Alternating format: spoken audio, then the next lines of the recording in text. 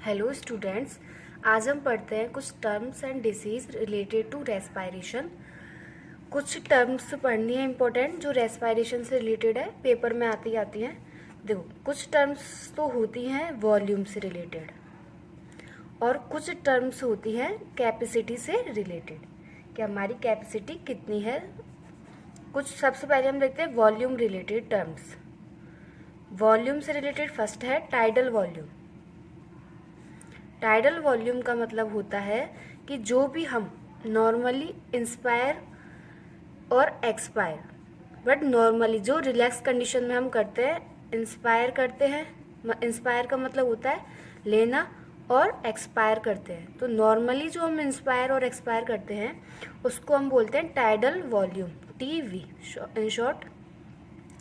इसकी अमाउंट जो होती है एक बार में रेस्पायरेशन के टाइम होती है 500 ml millilitre, but in 1 minute में ये रेंज होती है 6000 to 8000 ml per minute. Okay, second terms है इंस्पायरेशन या inspiratory reserve volume, in short IRV। देखो, इंस्पायरेटरी रिजर्व का मतलब रहता है कि बचा हुआ जो हमारे पास एक्स्ट्रा है। तो इसका मतलब ये है कि नॉर्मली इंस्पायर करने के बाद भी जो रिजर्व है, मतलब एडिशनल, या फिर इसको बोल सकते हैं हम कि additional quantity of air which forcefully inspire.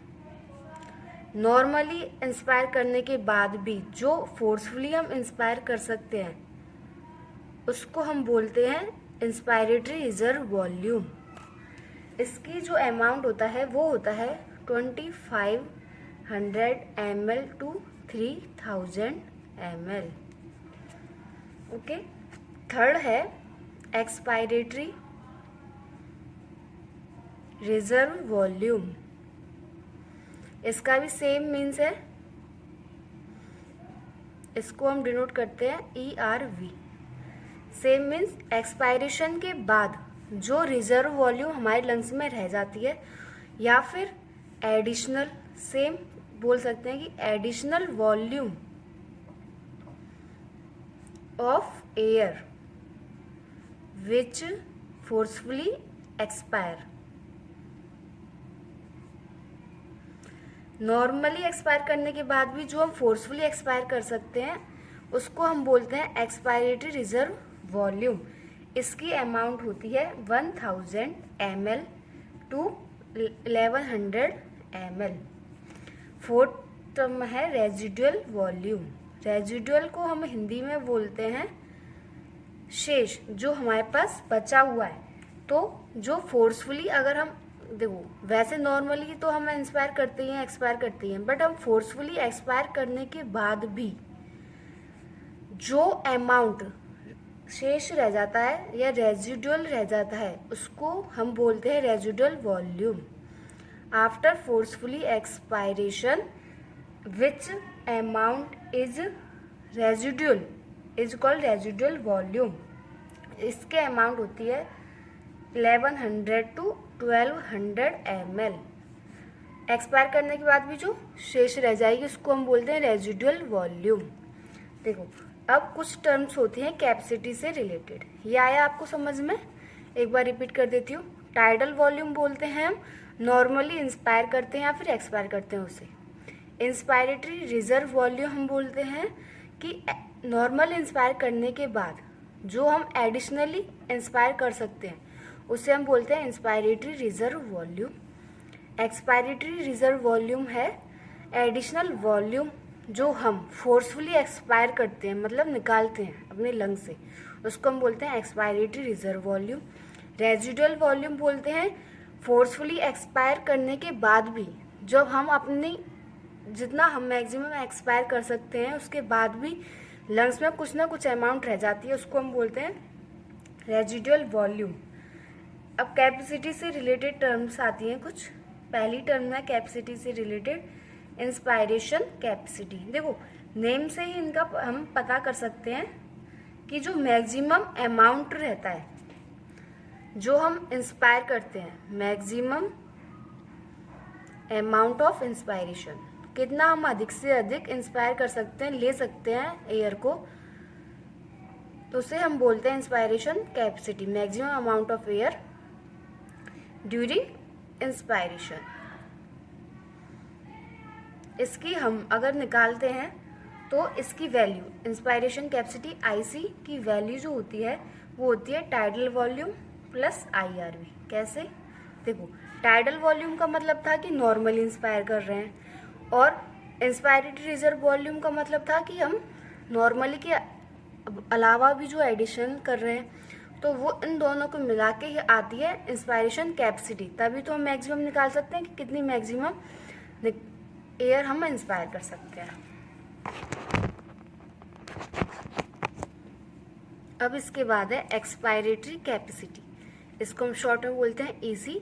इसको बोलते हैं एक्सपायरेशन कैपेसिटी का मतलब होता है कि जो भी हम अमाउंट, मैक्सिमम अमाउंट जो हम एक्सेल कर सकते हैं, मतलब हम अपने लंग से निकाल सकते हैं, उसको हम बोलते हैं एक्सपायरेटरी कैपेसिटी। इसकी वैल्यू जो होती है टोटल होती है वो टाइडल वॉल्यूम और एक्सपायरेटरी रिजर्व वॉल्यूम, इन दोनों को मिलाकर हम एक्सपायरेटरी कैपेसिटी निकाल सकते हैं। फंक्शनल रेजिडुअल कैपेसिटी, अब इसका मतलब होता है कि जो भी क्वांटिटी ऑफ एयर हमारे एक्सेल करने के बाद भी लंग्स में जो बच जाती है, देखो पहले भी बताया था कि रेजिडुअल मतलब बची हुई है, तो अमाउंट ऑफ एयर जो एक्सेल करने के बाद, नॉर्मली एक्सेल करने के बाद बचा हुआ है, उसको हम बोलते हैं फंक्शनल रेजिडुअल कैपेसिटी एफआरसी। इसे हम निकाल सकते हैं ईआरवी, एक्सपायरेटरी रिजर्व वॉल्यूम और reserve volume, sorry tidal volume. Tidal volume से इन दोनों को निकाल सकते हैं। इसकी अमाउंट होती है 2300 ml।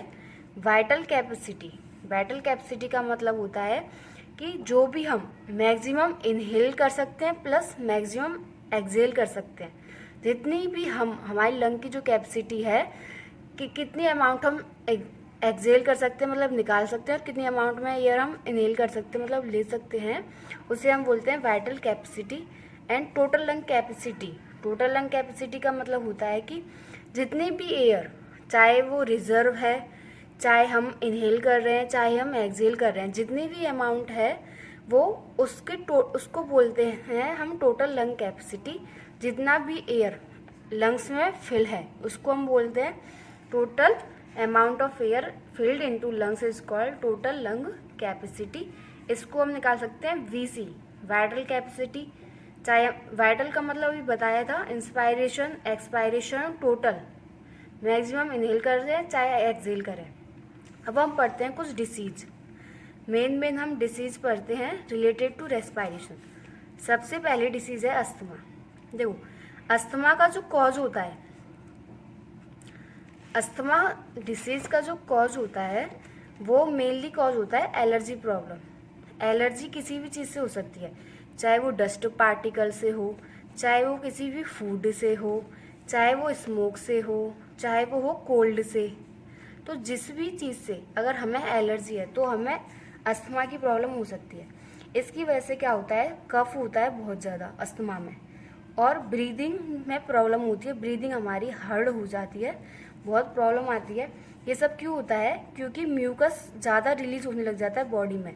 म्यूकस रिलीज ज़्यादा होने से हमारा जो एयर पाथवे है, एयर पैसेज जो है वो ब्लॉक होने लग जाता है या फिर नैरो होने लग जाता है, संकरा होने लग जाता है वो, उसकी वजह से हमें सांस लेने में भी प्रॉब्लम होने लगती है। इसको हम बोलते हैं अस्थमा। इसका मेन कॉज होता है एलर्जी की वजह से। और एक और इसका मेन सिग्निफिकेंस ये है कि इसमें विशल लाइक साउंड मतलब सीटी जैसी आवाज़ निकलती है। ये इसका मेन कैरेक्टर है कि सीटी जैसी आवाज़ कौन सी डिसीज में निकलती है, वो होती है अस्थमा। तो इसको अवॉइड कैसे कर सकते हैं, जो भी हमें एलर्जी है जिन चीज़ों से, उन चीज़ों से हमें दूर रहना चाहिए। ये है फर्स्ट अस्थमा। सेकंड डिसीज है ब्रोंकिटिस।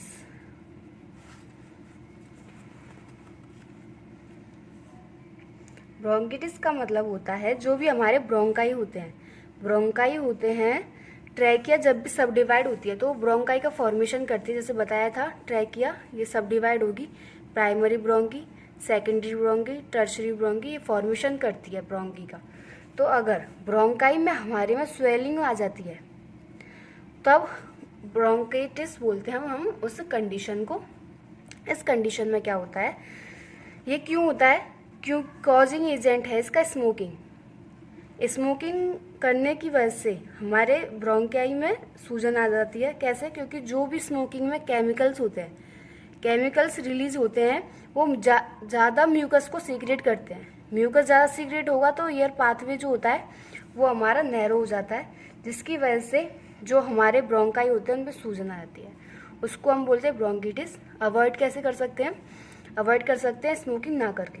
थर्ड डिसीज है एम्फाइसीमिया। एम्फाइसीमा होती है एक्सेस, मतलब बहुत ज़्यादा अमाउंट में स्मोकिंग करने से। अब बहुत ज़्यादा अमाउंट में अगर हम स्मोकिंग करते हैं, लगातार करते हैं, तो एक्साइटेड होती रहती है हमारी सेल। एक्साइटमेंट की वजह से जो लंग्स होते हैं, लंग्स में एल्वोलाई प्रेजेंट होते हैं। एल्वोलाई क्या करते हैं, पाथवे का वर्क करते हैं, एयर डिफ्यूज होती है एल्वोलाई से, तो एल्वोलाई वॉल जो होती है वो हो जाती है डेस्ट्रॉय। एल्वोलाई वॉल डेस्ट्रॉय होने की वजह से जो लंग का एरिया होता है फिल, एयर वाला जो एरिया होता है वो तो हो जाता है इंक्रीज, और रेस्पायरेशन वाला एरिया जो होता है वो हो जाता है डिक्रीज, जिसकी वजह से प्रॉब्लम होने लग जाती है। नैरो पाथवे हो जाता है, सांस लेने में बहुत ज़्यादा प्रॉब्लम आती है। अवॉइड कर सकते हैं हम एक्सेस स्मोकिंग ना करके, स्मोकिंग एक्सेस क्या बिल्कुल भी ना करके ही हम इसको अवॉइड कर सकते हैं। फोर्थ डिसीज़ है न्यूमोनिया। न्यूमोनिया मोस्टली जो होती है या तो ओल्ड में होती है, बहुत बड़े, या फिर छोटे बच्चों को होती है, चिल्ड्रंस में होती है। न्यूमोनिया का कॉजेटिव एजेंट होता है एक बैक्टीरिया जिसका नाम है स्ट्रेप्टोकोकस न्यूमोनिया। उसी के नाम पर ये डिसीज रखी गई है, नाम उसका न्यूमोनिया।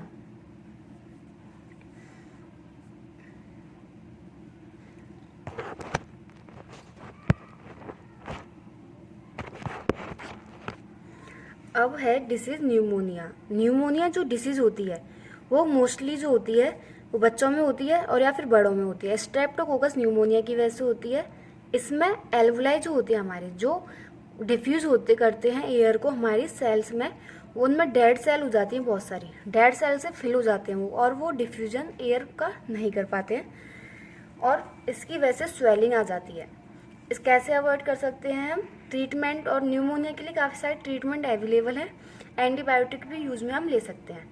अब है कैंसर। कैंसर जो होता है स्मोकिंग की वजह से ही होती है, मोस्टली डिसीज जो होती है उसकी वजह से सेल जो होती हैं एक्साइट हो जाती हैं। एक्साइट होकर वो अनकंट्रोल सेल डिवीजन करती हैं, मतलब पागलों की तरह वो सेल को डिवाइड करती जाती है, उनका उनके ऊपर कंट्रोल नहीं रहता और कैंसर हो जाता है। नेक्स्ट डिसीज है सिलिकोसिस और एस्बेस्टोसिस। ये जो फैक्ट्रियाँ होती हैं, माइन होती हैं, जिनमें मजदूर काम करते हैं, उसमें छोटे छोटे बहुत स्मॉल पार्टिकल्स होते हैं जो रेस्पायरेशन के टाइम उनकी बॉडी में चले जाते हैं। उन जैसे पार्टिकल एंटर इन बॉडी फिर वो कॉज करते हैं फाइब्रोसिस। फाइब्रोसिस का मतलब होता है कि वो बहुत ज़्यादा फाइब्रस टिश्यू का फॉर्मेशन करने लगते हैं। फाइब्रस टिश्यू के फॉर्मेशन से स्वेलिंग आ जाती है और सिलिकोसिस हो जाती है। सो ये थी कुछ disease. Respiration topic is complete. Thank you.